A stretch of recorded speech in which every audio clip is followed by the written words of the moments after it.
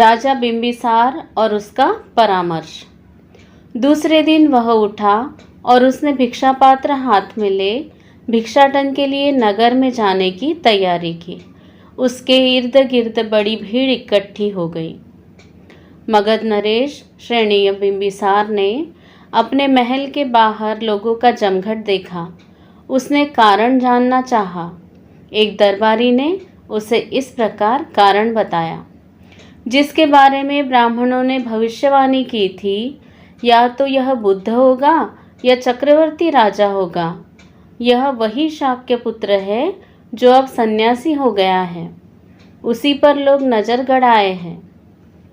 राजा ने यह बात सुनी और इसके अर्थ पर विचार किया तो उसने तुरंत दरबारी को कहा, पता लगाओ यह किधर जा रहा है। दरबारी आज्ञा पाकर राजकुमार के पीछे पीछे चला। स्थिर दृष्टि मात्र 2 गज ही आगे देखते हुए शांत स्वर नपे तुले कदम वाला वह श्रेष्ठ परिव्राजक भिक्षाटन के लिए चला तो उसकी इंद्रियां तथा चित्त पूर्ण रूप से संयत थे। जैसी भी कुछ भिक्षा मिली उससे ग्रहण कर वह पर्वत के एक एकांत कोने में जा बैठा और भिक्षान्न खा चुकने के बाद पांडव पहाड़ी पर चढ़ गया। लोभ वृक्षों से भरे जंगल में जहाँ मयूरों का स्वर गूंज रहा था, वह काषाय वस्त्रधारी मानवता का सूर्य ऐसे चमक रहा था जैसे पूर्व दिशा के पर्वतों पर प्रातःकालीन सूर्य।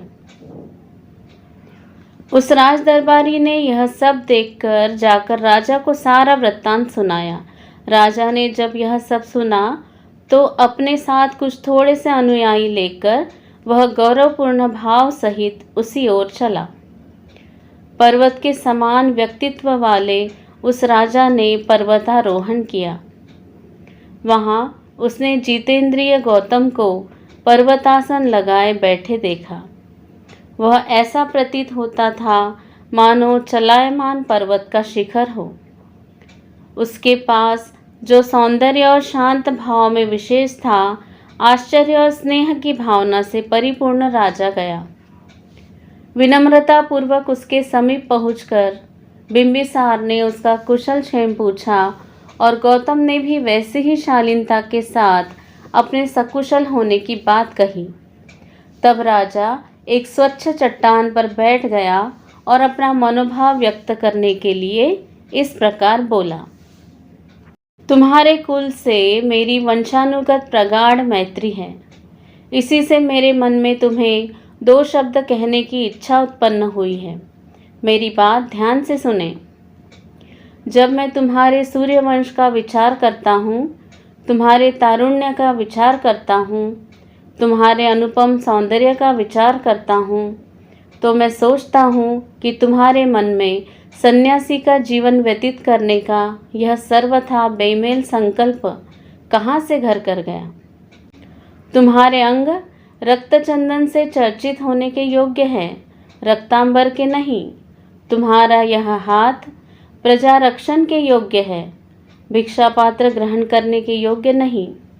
हे तरुण, यदि तू अपना पैतृक राज्य नहीं ही चाहता तो मैं तुझे अपना आधा राज्य देता हूँ, इसे ग्रहण करने की कृपा कर।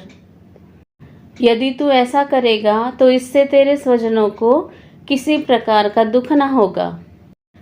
समय बीतने पर अंत में लक्ष्मी स्थिर चित्तों की ही शरण ग्रहण करती है, इसलिए कृपया मेरी बात मान ले। सत्पुरुषों की सहायता पाकर सत्पुरुषों की श्री बहुत बलवती हो जाती है। यदि अपने कुलाभिमान से मेरा कहना अमान्य हो तो अनंत सेना के साथ धनुष बाण का उपयोग कर मेरी सहायता से अपने विरोधियों पर विजय प्राप्त कर लो। इसीलिए इन 3 पुरुषार्थों में से एक चुन लो। धर्मानुसार अर्थ और काम की प्राप्ति की कामना करो। काम और मोक्ष की उल्टे क्रम से, अर्थात पहले काम की और फिर मोक्ष की इच्छा करो। जीवन के धर्म, अर्थ, काम यही 3 उद्देश्य हैं। आदमी मरता है तो जहाँ तक इस संसार का संबंध है सभी कुछ निरोध को प्राप्त हो जाता है। इसीलिए इन तीनों पुरुषार्थों की प्राप्ति का प्रयास करके जीवन को सफल करो। कहा है कि धर्म, अर्थ और काम की प्राप्ति में ही जीवन की सफलता है। इन धनुष बाण धारण करने में समर्थ बाहुओं को बेकार न रहने दो। इस पृथ्वी का तो कहना ही क्या, इनमें तीनों लोगों को जीत लेने का सामर्थ्य है। मैं जो यह सब कह रहा हूँ, इसमें मात्र मेरा स्नेह ही कारण है।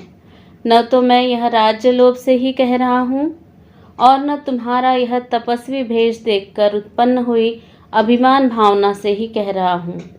मेरे दिल में दया है और आँखों में आंसू है। हे अपने कुल के अभिमान, हे तपस्या के इच्छुक, अभी समय है, काम भोगों का आनंद ले। बाद में बुढ़ापा आ जाएगा और इस तेरे सौंदर्य को म्लान कर देगा। बुढ़ापे में आदमी पुण्य करके धर्मार्जन कर सकता है। बुढ़ापे में आदमी विषय भोग के अयोग्य हो जाता है। इसीलिए कहा है कि तरुण के लिए विषय भोग है, मध्यवयस्क के लिए धन है और वृद्ध के लिए धर्म है। इस संसार में तारुण्य का धन और धर्म से विरोध है, क्योंकि काम सुखों को कितना ही सुरक्षित रखा जाए, वे सुरक्षित रखे ही नहीं जा सकते। इसीलिए जब और जहाँ भी सुख भोग प्राप्त हो, वहाँ उसका उपभोग कर लेना चाहिए। वार्धक्य विचार प्रधान होता है। यह स्वभावतः गंभीर और शांत रहता है। बिना प्रयास के ही यह संयत भाव को प्राप्त हो जाता है। इसीलिए वंचक, अस्थिर, बाह्य विषयों में अनुरक्त, असावधान, अधैर्यवान, अदूरदर्शी तारुण्य के गुजर जाने पर लोगों को ऐसा लगता है कि मानो किसी भयानक जंगल में से सुरक्षित निकल आए। इसीलिए इस तिमिराच्छन्न तारुण्य को गुजर जाने दो। हमारा आरंभिक जीवन सुख भोग के लिए ही है। इस समय इंद्रियों को काबू में रखा ही नहीं जा सकता। और यदि धर्म में ही तेरी विशेष रुचि है तो अपने कुल धर्म के अनुसार यज्ञ कर, क्योंकि यज्ञ करने से ऊंचा स्वर्ग प्राप्त किया जा सकता है। बाहुओं पर स्वर्ण निर्मित बाजूबंद बांधे हुए और नाना वर्ण के आभापूर्ण रत्न जड़ित मुकुट धारण किए हुए राजर्षिगण यज्ञ द्वारा उसी पद को प्राप्त कर सके हैं जिसे अनेक महर्षियों ने तपस्या द्वारा प्राप्त किया है। बिंबिसार को गौतम का उत्तर। इंद्र की तरह स्पष्टता और दृढ़ता से जब मगध नरेश ने यह कहा तो उसकी भी बात सुनकर कुमार अपने निश्चय से विचलित नहीं हुआ। वह पर्वत के समान अचल था। मगध नरेश से इस तरह संबोधित किए जाने पर संयत स्थिर राजकुमार ने मैत्रीपूर्ण हृदय से यह उत्तर दिया। राजन, जो कुछ आपने कहा है वह आपके योग्य है। आपका जन्म उस महान कुल में हुआ है जिसका राज चिन्ह सिंह है। आप मित्रों के हितचिंतक हैं। आपके लिए यह स्वाभाविक है कि आप अपने एक मित्र को इस तरह कहें। दुष्शीलों की कुलागत मैत्री शीघ्र ही नष्ट हो जाती है। सुशील ही है जो नए नए मैत्रीपूर्ण व्यवहार से पुरानी परंपरागत मैत्री को दीर्घकाल तक बनाए रखते हैं। प्रतिकूल परिस्थिति में ही जो मैत्री का त्याग नहीं करते वे ही सच्चे मित्र हैं। सुखपूर्ण अवस्था में, वैभव की स्थिति में तो कौन मित्र नहीं होता। संपत्ति प्राप्त होने पर अपने मित्रों के लिए तथा धर्म के निमित्त जो उसका उपयोग करते हैं उन्हीं की संपत्ति सार्थक है। जब इसका विनाश भी होता है तब भी यह दुखजनक नहीं सिद्ध होता। हे राजन, आपने जो कुछ भी मेरे बारे में कहा वह आपके औदार्य और मैत्री का ही परिणाम है। मैं भी मैत्रीपूर्ण ढंग से ही आपका समाधान करने का प्रयास करूँगा। मुझे न सांपों से ही उतना भय लगता है और न आकाश से गिरने वाले वज्र से ही उतना भय लगता है।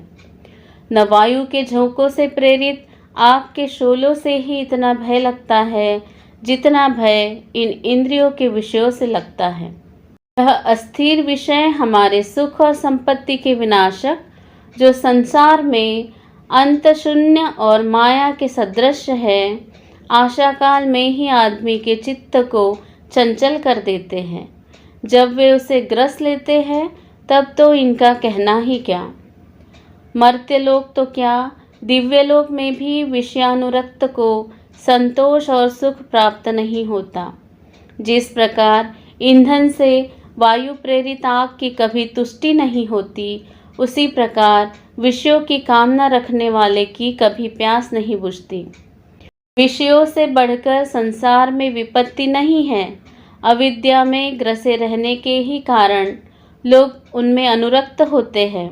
एक बार विषयों से भयभीत हो जाने पर कौन बुद्धिमान फिर उनकी कामना करेगा। समुद्र से घिरी सारी पृथ्वी जीत लेने पर भी राजा लोग समुद्र के दूसरी ओर विजयी होने की कामना करते हैं। जिस प्रकार अपने में गिरने वाली नदियों से समुद्र अतृप्त ही रहता है, उसी प्रकार आदमी की कभी भी विषयों से तृप्ति नहीं होती। आकाश से स्वर्ण वर्षा होने पर भी, चारों समुद्र को जीत लेने पर भी, शक्र का आधा राज्य हस्तगत हो जाने पर भी राजा मानधाता विषयों में अतृप्त ही रहा। जब इंद्र ने वृत्य के भय के मारे अपने आप को छिपा लिया था, उस समय नहुष स्वर्गलोक का सुख भोग कर भी अहंकार के वशीभूत हो ऋषियों से अपनी पालकी उठवा कर भी विषयों में अतृप्त ही रहा था।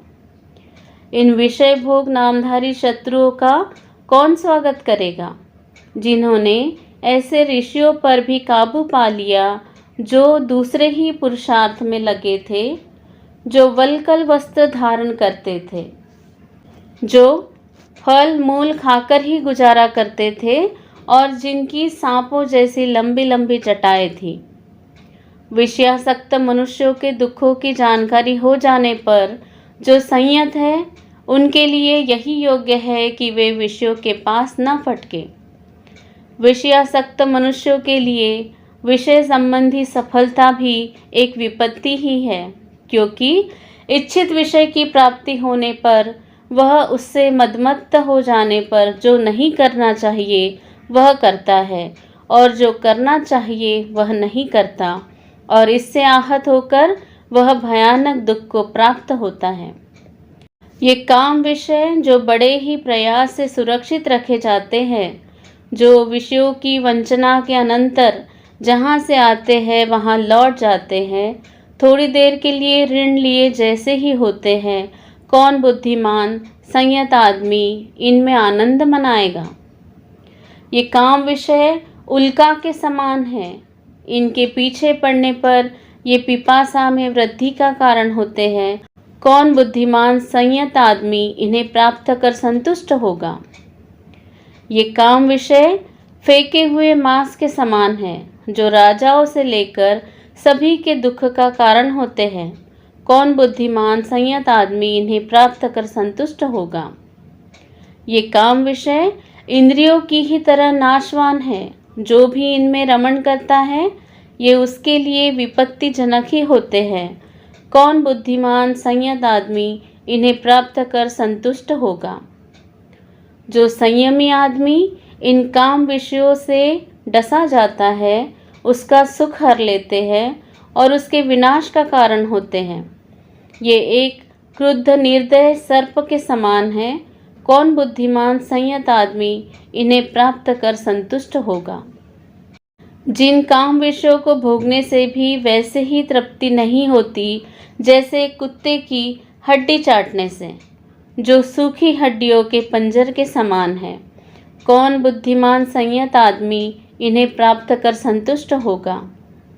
जो दरिद्र कामांध है, जो विषयाशा का दास है, वह इसी संसार में मृत्यु दुख का अधिकारी है। गीतों के कारण हिरण विनाश को प्राप्त होते हैं। दीपक की चमक के कारण पतंगे आग में जल भूनकर जान गंवाते हैं। मांस लोभी मछली लोहे का कांटा निगल जाती है। इसीलिए संसार के काम भोग अंत में विनाश का ही कारण होते हैं। यह जो सामान्यतः कहा जाता है कि काम भोग भोगने के लिए है, यदि विचार कर देखा जाए तो उनमें से कोई भी भोग्य पदार्थ नहीं है। अच्छे अच्छे कपड़े और दूसरी भी वैसी ही सभी चीज़ें अधिक से अधिक दुख के मार्जन मात्र है। पानी प्यास बुझाने के लिए होता है, भोजन भूख मिटाने के लिए, घर हवा धूप और वर्षा से बचाने के लिए और वस्त्र शीत से रक्षा करने के लिए तथा नग्नता ढकने के लिए। इस प्रकार शैया तंद्रा के विघात के लिए है, वाहन यात्रा की थकावट मिटाने के लिए है, आसन खड़े रहने की थकावट दूर करने के लिए है। इसी प्रकार स्नान शरीर शुद्धि और स्वास्थ्य का साधन है। जितने भी बाह्य पदार्थ है वे आदमियों के दुख हरण के ही साधन हैं, वे अपने में भोग्य पदार्थ नहीं है। कौन बुद्धिमान आदमी इन दुख के दूर करने के साधनों को भोग्य वस्तुएं मानकर भोगेगा? जो आदमी सन्निपात ज्वर से ग्रस्त होने पर ठंडी पट्टी आदि को भोग्य वस्तुएं माने, जो कि केवल वेदना को दूर करने के ही उपाय है, वही आदमी इन काम विषयों को भोग्य वस्तुओं का नाम दे सकता है। क्योंकि सभी काम विषय अनित्य हैं, इसीलिए मैं उन्हें भोग्य विषय मान ही नहीं सकता। जो स्थितियाँ सुखदायक प्रतीत होती है वही दुख कारक भी बन जाती हैं। गर्म वस्त्र और सुगंधित धूप शीत ऋतु में सुख पहुँचाते हैं, किंतु ग्रीष्म ऋतु में वही अप्रिय बन जाते हैं। चंद्रमा की किरणें और चंदन का लेप गर्मी में सुखकारक होते हैं, किंतु वही सर्दी में अप्रिय बन जाते हैं। क्योंकि संसार की सभी वस्तुएं हानि लाभ यश अपयश सुख दुख आदि द्वंद्वों के अधीन है, इसलिए कोई भी आदमी न नित्य सुखी रहता है और कोई भी आदमी न नित्य दुखी। जब मैं इस सुख दुख के मिश्रण को देखता हूँ तो मैं राज्य और दासता को समान ही समझता हूँ, क्योंकि न तो राजा ही हमेशा हंसता रहता है और न दास ही हमेशा रोता रहता है। क्योंकि राजा के सिर पर बड़ी जिम्मेदारी होती है, इसीलिए राजा की चिंताएं भी अधिक होती है। क्योंकि राजा तो कपड़े टांगने की खूंटी के समान होता है, उसे दूसरों के लिए ही कष्ट सहन करना पड़ता है। जो राजा अपने राज्य पर अत्यधिक निर्भर करता है वह अभागा ही है, जो कि उसे एक न एक दिन त्याग देने वाला है और जिसे वक्र गति ही प्रिय है। दूसरी ओर यदि राजा राजाश्रित नहीं है तो ऐसे कायर नरेश को सुख ही क्या हो सकता है। और क्योंकि सारी पृथ्वी का राज्य जीत लेने पर भी राजा एक ही नगरी में रह सकता है और उसमें भी केवल एक ही महल में सो सकता है, बाकी सब कुछ क्या दूसरों के लिए ही नहीं है। और राजा को भी एक जोड़ा कपड़ा ही लगता है और भूख मिटाने के लिए थोड़ा भोजन अपेक्षित होता है। इसी प्रकार एक शैया और एक आसन की ही आवश्यकता होती है, शेष सब तो मद के लिए ही है। यदि इन सब वस्तुओं का उपयोग आदमी का संतोष ही है तो मैं बिना राज्य के भी संतुष्ट हूँ, और यदि कोई इनके बिना ही संतुष्ट है तो क्या ये सब बेकार नहीं है। जो मंगलकारी पथ का पथिक है उसे काम भोगों का प्रलोभन देना योग्य नहीं। उस मैत्री का जिसकी आपने घोषणा की है ध्यान करके मैं आपसे बार बार पूछता हूँ कि आप मुझे बताएं कि क्या विषयों में कुछ भी सार है। मैंने रोष में आकर गृह त्याग नहीं किया है, और ना ही इसलिए कि शत्रु के बाणों ने मेरे मुकुट को गिरा दिया है, और न मेरी कोई दूसरी फल आकांक्षा ही है जिसके कारण मैं आपके प्रस्ताव का स्वागत नहीं कर रहा हूँ। जो कोई किसी भयानक क्रुद्ध सर्प से एक बार बचकर फिर उसी को प्राप्त करने की इच्छा करे, तो तेज जलती हुई तृष्णाग्नि से एक बार बचकर फिर उसी में पड़ने की इच्छा करे, वही एक बार इन काम विषयों से बचकर फिर इन्हीं में फंसने की इच्छा कर सकता है। जो भली प्रकार देखता हुआ भी किसी अंधे से ईर्ष्या करे जो मुक्त होता हुआ भी किसी बंधे हुए से ईर्ष्या करे, जो धनी होकर भी किसी दरिद्र से ईर्ष्या करे, जो स्वस्थ चित्त होकर भी किसी पागल से ईर्ष्या करे, मैं कहता हूँ केवल ऐसा ही कोई किसी विषयासक्त से ईर्ष्या कर सकता है। मित्र, जो भिक्षाजीवी है वह दया का पात्र नहीं है। उसे इस लोक में परम सुख प्राप्त है, शांति प्राप्त है और आगे के लिए भी उसके सब दुखों का अंत हो गया है। किंतु वही दया का पात्र है जो विशाल धनराशि के बीच गड़ा हुआ होने पर भी तृष्णा के वशीभूत है, जिसे न इस लोक में परम सुख प्राप्त है, न शांति प्राप्त है और न आगे के लिए भी उसके दुखों का अंत हुआ है। जो कुछ तुमने मुझे कहा है वह तुम्हारे शील, तुम्हारी जीवनचर्या और तुम्हारे कुल के अनुरूप है, किंतु अपने निश्चय पर दृढ़ रहना मेरे भी शील, मेरी भी जीवनचर्या और मेरे भी कुल के अनुरूप है। गौतम का उत्तर। मैं संसार के कलहों से आहत हूँ, मैं शांति की खोज में हूँ। मैं इस दुख का अंत करने के बदले में इस पृथ्वी का राज्य तो क्या, दिव्य लोक का राज्य भी न चाहूँगा। और राजन, यह जो तुमने कहा है कि धर्म, अर्थ और काम ही मनुष्य के 3 पुरुषार्थ है, और तुम्हारा यह भी कहना है कि मैं दुख के मार्ग पर हूँ, तो तुम्हारे तीनों पुरुषार्थ अनित्य है और असंतोषकारक है। और जहाँ आपका यह कहना है कि वार्धक्य आने तक प्रतीक्षा करनी चाहिए क्योंकि तरुणाई का ठिकाना नहीं, तो आपका यह कथन ही सुनिश्चित नहीं, क्योंकि तरुणाई में भी दृढ़ता हो सकती है और वार्धक्य में भी नहीं हो सकती। और जब मृत्यु किसी भी समय किसी को भी अपने वश में ले सकती है, तो कोई भी शांति का खोजी बुद्धिमान किस प्रकार वार्धक्य की प्रतीक्षा कर सकता है, और जब वह यह जानता ही नहीं कि मृत्यु कब आधर दबोचेगी। जब वार्धक्य रूपी शस्त्र हाथ में लिए रोगों के तीर चारों ओर बिखेरे मृत्यु प्राणियों को निगल जाने के लिए तैयार खड़ी है, और प्राणी भी उसके मुंह में ऐसे जाते हैं जैसे हिरण जंगल की ओर, तो कोई दीर्घायु की भी क्या कामना कर सकता है। चाहे तरुण हो, चाहे वृद्ध हो और चाहे लड़का हो, हर किसी के लिए यही योग्य है कि वह करुणा के धार्मिक पथ पर अग्रसर हो। और जहाँ तक तुम्हारा यह कहना है कि मैं यज्ञ करने में अप्रमादी बनूं क्योंकि वे मेरे कुल के अनुकूल हैं और महान फलदायी है, तो ऐसे यज्ञों को नमस्कार है जिनमें निरीह प्राणियों का वध होता है। किसी भावी फल के लिए किसी भी निरीह प्राणी की हत्या करना किसी भी कारुणिकशील संपन्न मनुष्य को योग्य नहीं, चाहे फिर वह यज्ञ का फल अनंतकालीन ही क्यों न हो।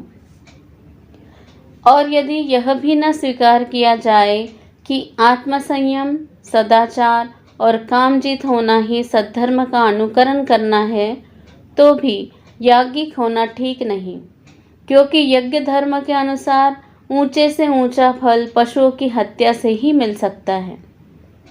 दूसरों को दुख देकर इसी जन्म में जो सुख आदमी को प्राप्त होता है, वही जब कारुणिक बुद्धिमान पुरुष के लिए काम्य नहीं, तो फिर किसी अदृश्य दूसरे लोक में जो सुख मिलने की बात कही जाती है, उसके बारे में तो कहना ही क्या।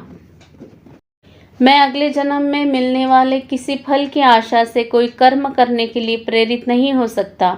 हे राजन, मेरे मन को भावी जन्मों की कल्पना में सुख नहीं मिलता, क्योंकि ऐसे कर्मों की दिशा उसी तरह अनिश्चित और अस्थिर है जैसे बादलों से गिरी वर्षा से प्रताड़ित किसी पौधे की दिशा। राजा ने हाथ जोड़कर कहा, बिना बाधा के आपका उद्देश्य सफल हो। जब भी कभी आपका जीवनोद्देश्य पूरा हो जाए, तब फिर इधर पधारने की कृपा करना। गौतम को फिर अपने राज्य में आने के लिए वचनबद्ध कर अपने दरबारियों सहित राजा अपने महल को चला गया।